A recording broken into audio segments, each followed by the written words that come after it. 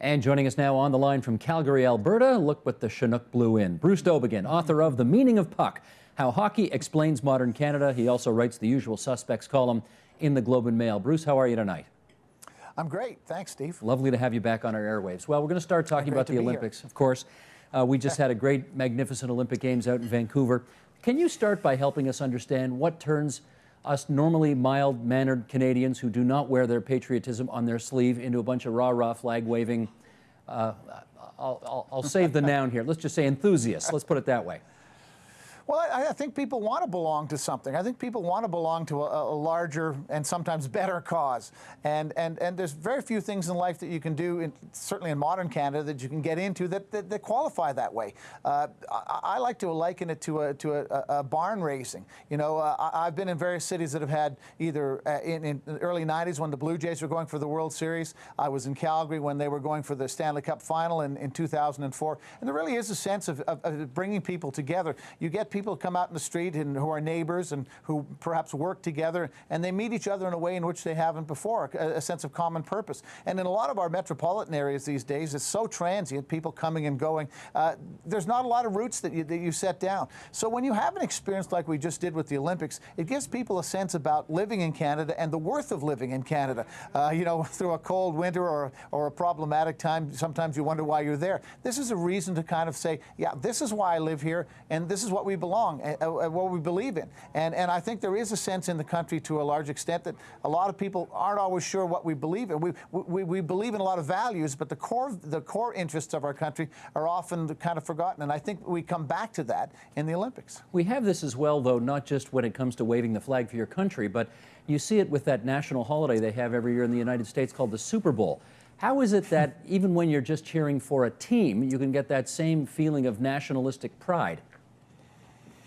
I don't know if I'd compare the Super Bowl to the Olympics, Steve. I think the Super Bowl is a kind of a corporate festival, midwinter kind of bacchanal type of festival that doesn't, I don't think the lessons of the Olympics translate to it. It's a signpost in our year every year, the Super Bowl. And yes, because, you know, office pools and all that, we attach ourselves to one team or other. But I don't think any of the connections are the same as we saw at the Olympics. Not just on the national level, too, but there is that corny thing that's hard to define. It's like going to a great piece of theater when you're there and you watch a great athletic event, as we saw with John Montgomery or any of those athletes who won for Canada. I hate to say it in a cornball way, but it makes you believe in humanity. It makes you believe in the better part of our nature. And I don't think anything about the Super Bowl does that to you. Okay, how about... unless you win the pool, in which case you think humanity's great. That's right, that's right. How about the political angle here? Because I know a lot of people have speculated, you know, would a great Olympic Games translate into better polling numbers for the Conservative government? Hasn't so far, but why would people make that connection in the first place? Well, again, the sense of well-being that we get about why we want to be Canadians and stay Canadians, and that, in fact, we share things from coast to coast. I was quite vocal when Ottawa was going for the Stanley Cup final, or when Edmonton was going for the Stanley Cup final, saying that people in Calgary or Toronto or Vancouver shouldn't necessarily get excited about it. It's not, quote-unquote, a Canadian issue. But this is a Canadian issue where we can all feel like we're part of the same boat. And obviously the politicians felt that way. We saw Stephen Harper strategically placed, not just at events, but events where Canada had a chance to win a medal and looking, you know, quite pleased by the whole thing. We saw the famous shot of Jack Layton kind of weaseling his way into the front row at the bar at Wayne Gretzky's in Toronto to be seen in the middle of what was supposed to be a crowd shot. So obviously the politicians see the value of it. Now, how does it translate, and does it make it feel better for people to be there? I would argue that perhaps the Tories' polling numbers might be lower had it not been for the Olympics. I honestly think, I was in Vancouver last weekend again, there still is a residual sense of goodwill in this country, and there's a sense that not only about the Olympics, but also that we're starting to hear from other countries that the way we came through this recession and the lessons that Canada has to teach the world, I think those are sources of large pride. So my thing would be half full in terms of the glass for the Tories. I think their polling numbers would be lower, frankly, if it weren't for some of these things. Gotcha. Let me read something Christopher Hitchens wrote in Newsweek last month. He says, as George Orwell wrote in his 1945 essay, The Sporting Spirit, after yet another outbreak of combined mayhem and chauvinism on the international soccer field, quote, sport is an unfailing cause of ill will. As he went on to say, I am always amazed when I hear people saying that sport creates goodwill between the nations. and that if only the common peoples of the world could meet one another at football or cricket, they would have no inclination to meet on the battlefield. Even if one didn't know from concrete examples, the 1936 Olympic Games, for instance, in Berlin, that international sporting contests lead to orgies of hatred, one could deduce it from general principles. Do you think he's right about that, that it's overwhelmingly a negative rather than positive experience? Having been at Olympics in the period of 2-3 weeks, whenever you're there covering the games, there really is that sense of why the United Nations was formed. There really is that sense of why can't we all get along like this all the time. It really is, as I say, a triumph of the human spirit during those weeks. Afterwards, however, yeah, that's the implications sink in. What happened to the Russians, for instance, during this past Olympics, the failures at various levels, is a real blow to the Russian morale, and it's something that Putin's having to deal with. And as gloriously as we look at the Olympics that Vancouver just had, the nation of Georgia has a very different feeling, obviously, having lost their leisure to it. So there are elements of what comes out of an Olympic Games that do have political ramifications. The idea that this pan-nationalism, this warm and huggy kumbaya feeling will go on forever is not true. It does last a very short time in the international sphere. But going for, is that a reason to get rid of things and to stop doing the Olympics? No, I don't think so. As I say, the things that we saw about the human spirit, the human condition, again, as corny as they were during the Olympic period, I think are things that are worth seeing. But there was an impression created, I think it's fair to say, if you go back to the 70s and 80s, that East Germany was a successful country because they always used to do so well at the Olympic Games. Now, we know that that's absolutely, I mean, nothing could have been further from the truth. That was a failure as a country. But sport allowed a different impression to be sent to the world. So in that respect, sport misled, didn't it?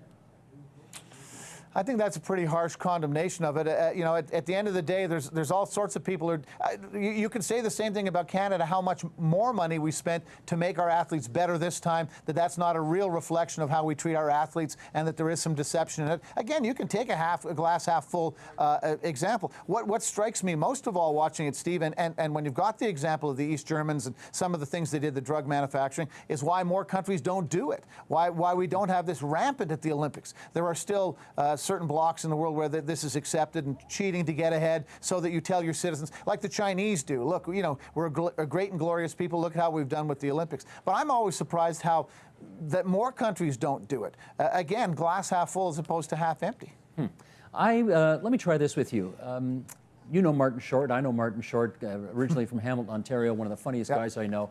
And I once asked him, do you know why you're funny?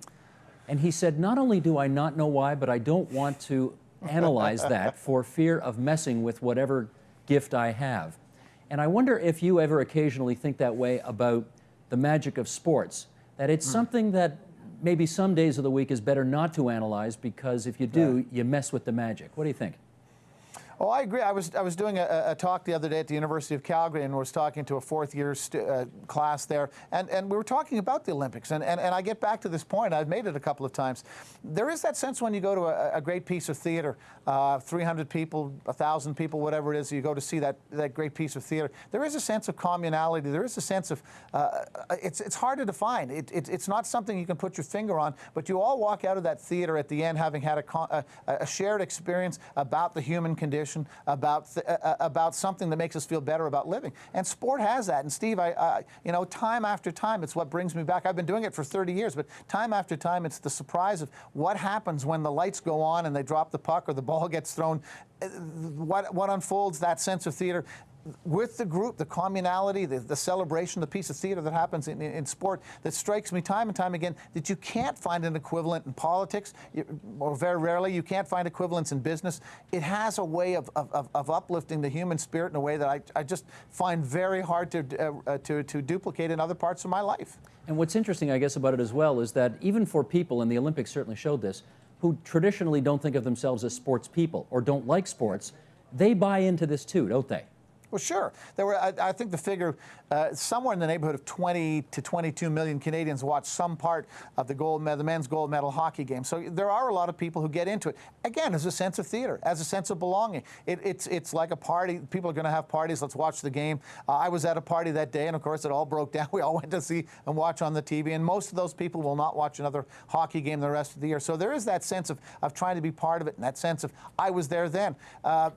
you know, those of us who are of an age to remember what happened in 1972 and who were there when Paul Henderson scored that goal, there's some small measure of pride of having experienced that with those people that day, and now we try to communicate it to other people. And I think that's one of the reasons why people got together for a lot of the Vancouver Olympic events, in particular the hockey, but also the figure skating events, to say, yeah, I was there that day, I watched it, and to pass that on. There is a sense of oral tradition and the values that has that I think still work for us. Okay, last minute here, Bruce, let's try this on. You, in your 30 years, have obviously seen a lot of different kinds of sporting events.